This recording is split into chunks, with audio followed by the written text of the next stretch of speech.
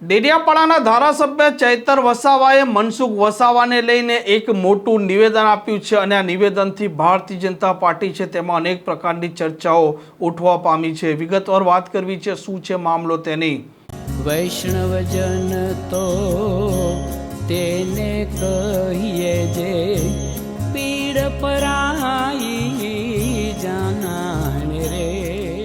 નમસ્કાર, આપ જોઈ રહ્યા છો નવજીવન ન્યૂઝ અને હું છું આપની સાથે તોફિક ગાંચી। નર્મદામાં જે પ્રકારે અત્યારનું રાજકારણ છે આ રાજકારણ ખૂબ ગરમાગરમી ભરેલું છે, કેમ કે એક પછી એક ચૈતર વસાવાના નજદીકના લોકો કે પછી આમ આદમી પાર્ટીના કાર્યકરો છે તે ભારતીય જનતા પાર્ટીમાં જોડાઈ રહ્યા છે અને તેને લઈને વધારે રાજકીય તાપમાન પણ વધી રહ્યું છે અને સાંસદ મનસુખ વસાવાએ જાહેરાત કરી છે કે હવે તે 2029માં લોકસભાની ચૂંટણી લડવાના નથી। આ જાહેરાત તેમણે એવા સમયે કરી જ્યારે સ્થાનિક સ્વરાજની ચૂંટણીઓની ટિકિટ વહેંચણીને લઈને નિયમોનો મામલો હતો અને તે સમયે આ સાંસદે નારાજગી જાહેર કરી અને તે અનેક વખત આ ભાજપના કાર્યકરોને ટકોર કરતા હોય છે, ખખડાવતા હોય છે અને એકાએક તેમની આ જાહેરાતથી અનેક પ્રકારની ચર્ચાઓ ઉઠવા પામી છે અને હવે આ મામલે ધારાસભ્ય ચૈતર વસાવાની એન્ટ્રી થઈ છે।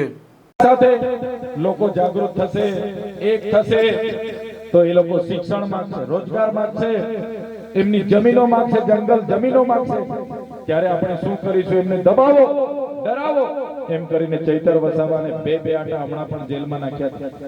તમે જોયું છે રાજપીપળાની જેલમાં મારા ધર્મપત્ની, મારી બહેનો, એમના જમાયો, અમે 93 દિવસ સુધી અમને જેલમાં રાખવામાં આવી। હમણાં પણ સામાન્ય બાબતમાં પોલીસ અમને પકડી ગઈ। અમારા વકીલ નિરંજનભાઈ, આશુતોષભાઈ, અમારા વિક્રમ કાકા, બધા ગોવિંદ ગુરુજી બધા રાતે આવ્યા કે ચૈતરભાઈ નો અમે ટિફિન લાવ્યા છે, એમના કપડા લાવ્યા છે, એમને જમવાનું આપવા આવ્યા છે। બે વાગ્યા સુધી એક બાજુ વરસાદ પડે અને પોલીસ એમને મળવા ના દીધું, કપડા ના આપવા દીધા। બીજા દિવસે મને કોર્ટમાં રજૂ કર્યો। મારા વકીલો ગેટ પર આવ્યા કે અમે વકીલ છે ચૈતરભાઈ ના, ગોપાલભાઈ થી માંડીને બધા વકીલો પગે પડે કે અમને કેસ લડવા દો। કેસ નહીં લડવા દીધો, મારા જામીન રદ કરાવવામાં આવ્યા। મને વડોદરાની સેન્ટ્રલ જેલમાં લઈ જઈને અંધારી કોઠડીમાં રાખવામાં આવ્યો। તમે વિચાર કરો, એવો તો શું ગુનો કર્યો તમે? શું આદિવાસી માટે લડવું એ મારો ગુનો હતો? શું કેવડિયાવાળા માટે ઉભા રહીને લડવું એ મારો ગુનો હતો? શું અમારા યુવાનોને મારી નાખે એમને ન્યાય અપાવો શું અમારો ગુનો હતો? નહીં, પણ તમને બધાને એક કરીને તમારા ન્યાયની વાત કરું એ મારો ગુનો। મને એક અઠવાડિયું નહીં, એક મહિનો નહીં, 80 દિવસ આ વડોદરાની અંગ્રેજોની સેન્ટ્રલ જેલમાં મને રાખવામાં આવ્યો, મને ડરાવવામાં આવ્યો, ધમકાવવામાં આવ્યો અને મને કહેવામાં આવ્યું કે તમે કેમ કેવડિયાવાળા માટે લડો, તમે કેમ આદિવાસી માટે લડો, તમે કેમ સરકાર સામે આંદોલન કરો। ત્યારે પણ આ તમારા દીકરાએ એ ભાજપ વાળાને ત્યારે પણ જેલમાં કીધું હતું કે અમારા ભગવાન બિરસા મુંડા, અમારા પૂર્વજ, એ પણ અમારા અધિકારો માટે લડતા લડતા જેલમાં શહીદ થયા હતા। આ ચૈતર વસાવા પણ આદિવાસીના દીકરા છે, તમારી જેલોથી અમે ડરવાના નથી। એમણે કીધું કે તમને મંત્રી બનાવી દઈએ, તંત્રી બનાવી દઈએ। તમારા મંત્રી બનવાથી અમારા બંગલાઓ તો થઈ જશે, તમારા મંત્રી બનવાથી અમારી ગાડીઓ, અમારી પ્રોપર્ટી, અમારી પૈસા થઈ જશે। તમારા મંત્રી બનવાથી જે પોલીસ અમને આજે ઉચકી જાય છે એ પોલીસ સલામ કરતી થઈ જશે। પણ જે કેવડિયાના લોકોએ, જે ગરુડેશ્વરના લોકોએ આ ચૈતર વસાવા પર આટલી નાની ઉંમરે વિશ્વાસ મૂક્યો છે, મારા પર જે ભરોસો મૂક્યો છે કે અમારા માટે લડશે, અમારા માટે લડશે, એ ભરોસો મેં ક્યારે તોડવા નથી માંગતો। આજે જે મારી માતાઓએ, મારા બહેનોએ જે ફૂલહાર લઈને અમારું સ્વાગત કર્યું એ જ અમારી મૂડી છે, એ જ અમારી તાકાત છે, એ જ અમારા પૈસા છે।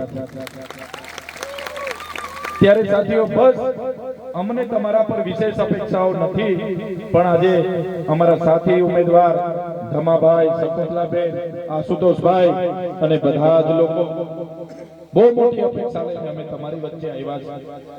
5 વર્ષથી આપણે અનેક મુદ્દે બધા સાથે રહીને લડીએ છીએ। હવે લોકશાહીમાં તમારા પર મતનો અધિકાર છે।